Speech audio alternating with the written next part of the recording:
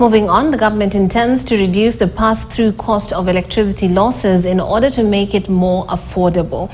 According to Kenya Power Chief Executive Officer Engineer Joseph Siror, this will be done by reducing the distance of transmitted power and increasing high-voltage power lines. Engineer Siror was speaking on the Situation Room on Spice FM. Let's listen in. And indeed, maybe for the sake of the public, almost 70% of what Kenya Power collects, they actually pay the generators. So 70% of all those costs go to generators.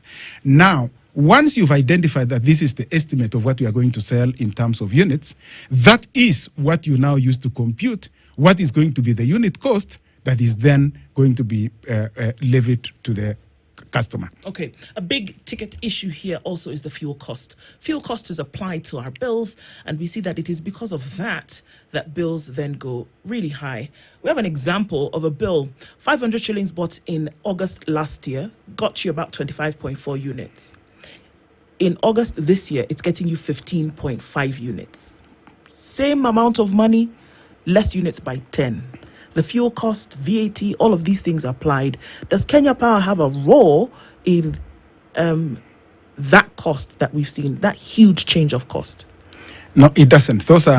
The cost of fuel is usually, whenever thermos, there are actually mainly two components. There is the fact of once you dispatch the thermos, and I did mention before that when the hydrology, and you'll agree with me that the hydrology in the country has not been very good. When I talk about hydrology, I'm talking about the rains and the dam levels. Now, when we have a situation where the hydrology or the dam levels are low, it then limits the amount of power that can be dispatched from the hydros. And whenever there is that shortfall, what really mainly comes in to fill that gap are the diesel generators. So that is to say, it will keep varying from month to month based on how much thermos were dispatched in that particular month to meet the requirement. The other component that actually contributes to the same is we have stations which are running on thermal generators. And one of the key ones, for example, would be the biggest would be Lodwar. Up to now, Lodwar is running on a generator. So that is to say their entire consumption is actually, or rather diesel, is used to, or thermos are actually used to meet that need.